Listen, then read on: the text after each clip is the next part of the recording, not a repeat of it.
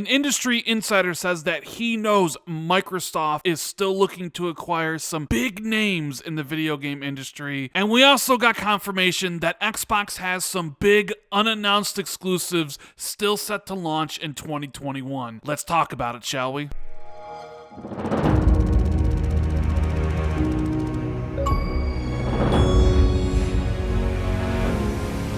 What is going on, everybody? It's Randall Thor 19, the man with the million, back again with another video. I hope everyone's having a great day, and if you guys can do me a huge favor, make sure you hit that like and subscribe button, and please hit that notification bell if you haven't already. Thank you guys for all the continued support. So in today's video, we have two huge topics to discuss, one of them being unannounced exclusives for 2021. As you guys might know, I put out a video on Monday talking about all the exclusives that Microsoft confirmed are launching this year on the Xbox Series consoles as well as the Xbox One. Over 30 to be exact. But according to a well-known leaker, Xbox still has multiple unannounced big exclusives that will be launching in 2021. We're going to be talking about that in a little bit. But first, we have to talk about this rumor going around from another industry insider that Microsoft is on a hunt for more big studios, maybe even big publishers, to add to Xbox Game Studios. If you thought Microsoft was done looking for studios after spending $7.5 billion on Bethesda, then I have some news for you, because they are actively looking to add more teams to Xbox Game Studios to help feed the beast that is Xbox Game Pass. So this rumor goes on to say that Microsoft, Amazon, and Google are actively seeking further video game company acquisitions, with at least 3 deals going on right now. All this comes to us from Brad Sams in his latest video, where he said he personally knew of multiple game acquisitions that could be completed in the near future. Quote, "I've been hearing a lot of conversations behind closed doors about acquisitions in this industry. There's a lot of moving things going on right now. It's hard to see which companies are going to get snatched up and by what vendors, but I can tell you there are some big industry names out there being approached by Microsoft included.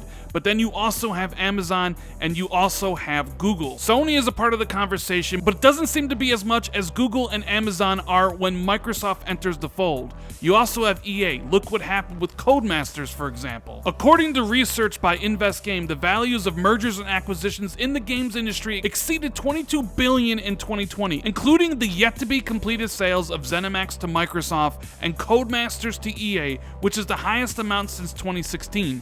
It said the key acquirers in 2020 were Tencent, Embracer Group, Stillfront, and Zynga.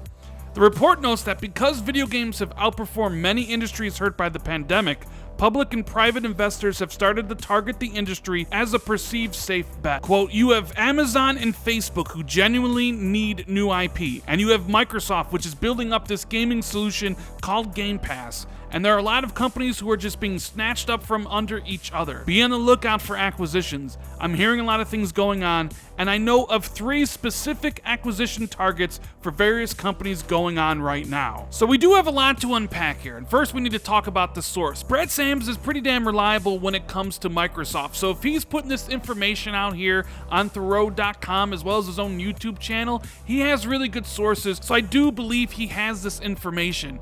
And the idea that Microsoft, Google, and Amazon are looking to buy more studios really shouldn't surprise anybody. I mean, with just Xbox, Phil Spencer and the CEO Satya Nadella have repeatedly said that they're going to continue to look to add more studios wherever it makes sense. But Brad says that he personally knows of 3 target acquisitions, and he says here that some of these are big industry names. Now, we can laugh all we want about Google Stadia and how it might be a failure, or how most people don't think it's going to last a couple years, but Google has a ton of money, and you can definitely bet they're looking to add some studios to create some exclusive games for Stadia to actually get people to try it out. And then you have Amazon, who've recently launched their streaming service, Luna. And just like Google and Microsoft, they have a ridiculous amount of money.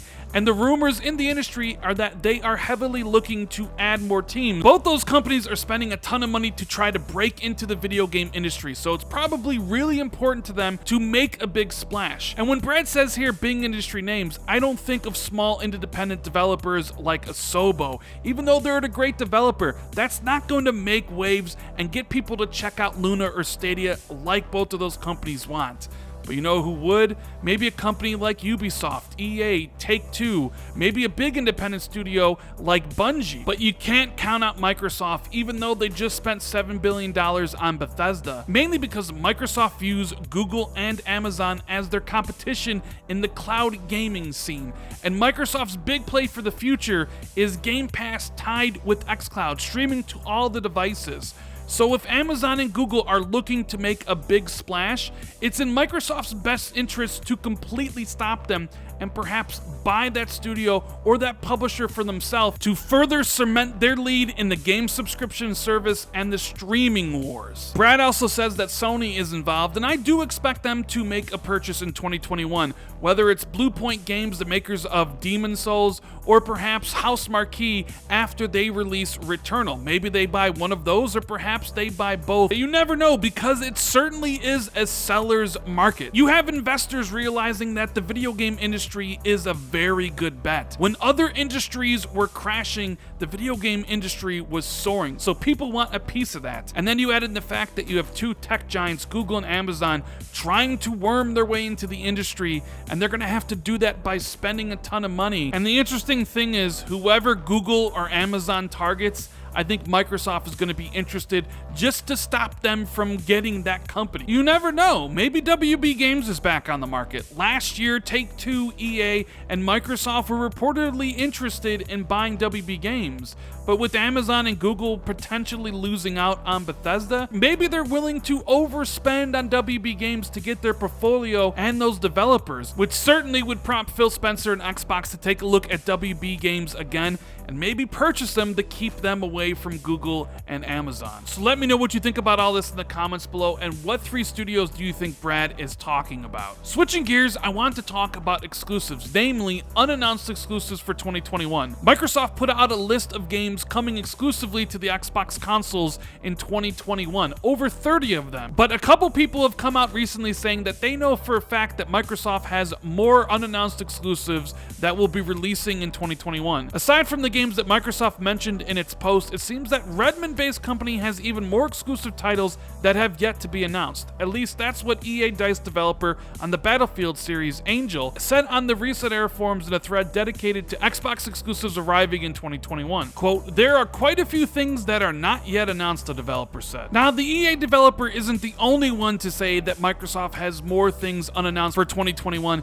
My friend Jez Corden said the same exact thing on the Xbox 2 podcast this past Saturday, and he says he knows this for a fact and the games are big, and I'm gonna play that clip right now for you guys. Since we're in 2021 now, what is your most anticipated game, Jez? If you had to, any of the games that are currently announced, what would be the one that you're looking forward to the most? Well, it's interesting because Microsoft did put out an article the other day that listed all the games that they have coming, and people were saying like, "Oh wow, this is kind of thin. There's like not much in it." I mean, there's but 30 games. It did say, yeah, but I mean like AAA stuff, you know. Yeah. But it did say in the article all the announced games, like at the end of the paragraph, as if to say like, yeah, there's more coming too. And I know of at least 2 games, big games that aren't on that list that are coming from Xbox in 2021. Oh man. So yeah, I'm not gonna say what, because I don't want to ruin the team's surprise. They should get to announce that. You should talk about your code of ethics when it comes to this sort of stuff. You're fine leaking code names and stuff for Microsoft hardware or whatever, but you have a particular personal thing about not leaking game announcements, right? Well, I honestly don't like leaking anything, but the thing is, when it comes to games, it's like, it's oftentimes easier to know that it won't leak. But like when it comes to stuff that I found through public-facing servers, for example, you know, like Walking Cat on Twitter. Yes. He often tweets stuff that just Microsoft have basically leaked themselves. So like when it comes to stuff that has leaked through Microsoft basically posting something by accident, like in a place where I know Brad Sams and Tom Warren and other leakers are looking, then it's kind of like, well, it's either I leak it or someone else is going to leak it, you know? So when it comes to that stuff, I will post it first because I know it's going to leak anyway. But when it comes to stuff that I don't think will leak, I think it's much cooler if the announcement comes as part of a surprise, as part of a big show, and the team gets to announce it themselves. Like, even if it's hardware, you know, even if it's that stuff. But last summer, when the price leaked, the Xbox Series S leaked, that's because Microsoft screwed up. That was not because like someone at Microsoft was leaking it and trying to ruin a surprise. Someone at Microsoft screwed up, and that stuff just ended up somewhere where it shouldn't have been, and then it just all got leaked. And if it wasn't me and Brad who leaked it, it would have been someone else. So at that point, you kind of just have to, like, you know, hit the button, you know.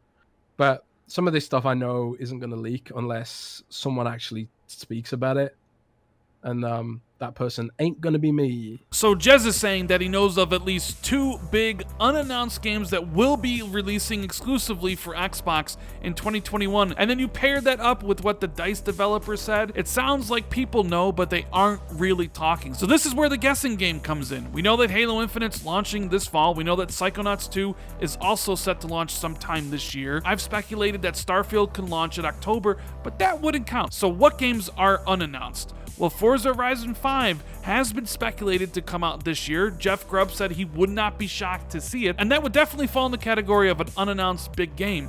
But that's just one. Does Microsoft really have another big unannounced title from their first party or global partners that they could release this year? The only problem I see with all this is we're in January and we've seen 2 games get delayed already this year. One being Hogwarts Legacy, delayed till 2022, and the other is Riders Republic from Ubisoft. I expect a ton of games to get delayed this year, and it's quite possible that Microsoft does have these 2 unannounced exclusives launching in 2021, or at least plan to.